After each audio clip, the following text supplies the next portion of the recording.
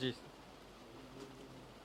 આપણા દેશના યશસ્વી પ્રધાનમંત્રીજી અવિરત 12 વર્ષ સુધી વિશ્વાસ અને વિકાસ અને જનકલ્યાણના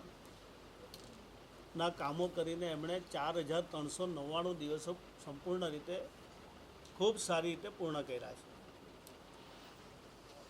આ દેશની અંદર આટલી મોટી વસ્તી ધરાવતો દેશ, 140 કરોડ કરતાં પણ વધારે વસ્તી આ દેશની અંદર આજે આપણે જોઈએ છીએ. આ દેશની જનતાને સર્વાંગી વિકાસ આપવો હોય, અનેક ગરીબોને ગરીબી રેખામાંથી બહાર કાઢવા હોય, અનેક ગરીબોને ગરીબ કલ્યાણકારી યોજનાઓ બનાવીને અંતિમ વ્યક્તિ સુધી યોજના પહોંચાડવી, એ અનેક પ્રકારના કાર્યો આપણે આ 14 વર્ષની અંદર જોયા છે. આપણે ગુજરાતના લોકો તો ખૂબ ભાગ્યશાળી છીએ. ગુજરાતની અંદર પણ એમણે ખૂબ લાંબુ શાસન કર્યું છે. 4610 દિવસ એમણે અહીંયા પણ સંપૂર્ણ રીતે સફળતાથી એમણે એ દિવસોમાં એક સેવક બનીને કામ કરેલું.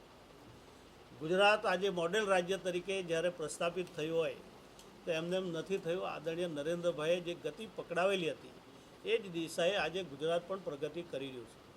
પણ ભારત સરકારની જે જનકલ્યાણકારી યોજનાઓ એ લોકોની સુખાકારીમાં ખૂબ મોટી મદદરૂપ થઈ છે. એના કારણે એ બહેનો હોય, બહેનોને સમાન મળે એ માટે શૌચાલય હોય કે આવાસ હોય કે ઘરમાં ઉજ્જવલા યોજના હોય કે નળથી પાણી હોય, પણ બહેનોને એક સમાન ભેરે જિંદગી જીવી શકે એ પ્રકારની વ્યવસ્થા ઊભી કરવી. ગરીબ ભૂખ્યો સૂઈ નહીં જાય એના માટે અન્ન વ્યવસ્થા, મફત અનાજ આપવું, ગરીબને સ્વાસ્થ્ય માટે અને ફ્રીમાં ઈલાજ થઈ શકે એ પ્રકારની આખી વ્યવસ્થા ઊભી કરવી, અંધારામાંથી મુક્તિ આપવી, ધુમાડાથી મુક્તિ આપવી, આ બધી જ દિશામાં એમણે જનકલ્યાણના કામો ખૂબ સારી રીતે કર્યા છે. ખેડૂત હોય કે યુવાન હોય, આ બધા જ લોકોની એમણે ચિંતા કરી છે. ખેડૂત ડબલ ઉત્પાદન કેવી રીતે લઈ શકે, પ્રધાનમંત્રી કિસાન નિધિ જેવી યોજનાઓ બનાવીને નાનામાં નાના ખેડૂતને કેવી રીતે મદદરૂપ થવું એ માટે કરોડોની સંખ્યામાં ડીબીટી દ્વારા એના ખાતામાં 6000 રૂપિયા નાખવા, ખેડૂતો માટે અનેક પ્રકારની યોજના બનાવવી, સોલાર રૂફટોપ દ્વારા 1 કરોડથી પણ વધારે લોકોને ફ્રીમાં એને વીજળી મળે એ પ્રકારની વ્યવસ્થા ઊભી કરવી. આવી અનેક પ્રકારની યોજનાઓ દ્વારા એમણે આ દેશની અંદર કામ કર્યું છે. એટલું જ નહીં, આ દેશ જે વિકસિત બની રહ્યો છે એ બુલેટ ટ્રેન હોય કે એક્સપ્રેસવે જેવા કે ભારતમાલા જેવા રસ્તાઓ હોય, રોડની કનેક્ટિવિટી એટલી મહત્ત્વની હોય છે. એટલા માટે અમારા સ્વર્ગીય વાજપેયીજીએ કહ્યું છે કે રોડ એ કરોડરજ્જુ સમાન હોય છે. વિકાસની ગતિમાં રોડ ખૂબ મહત્ત્વનો ફાળો આપે છે.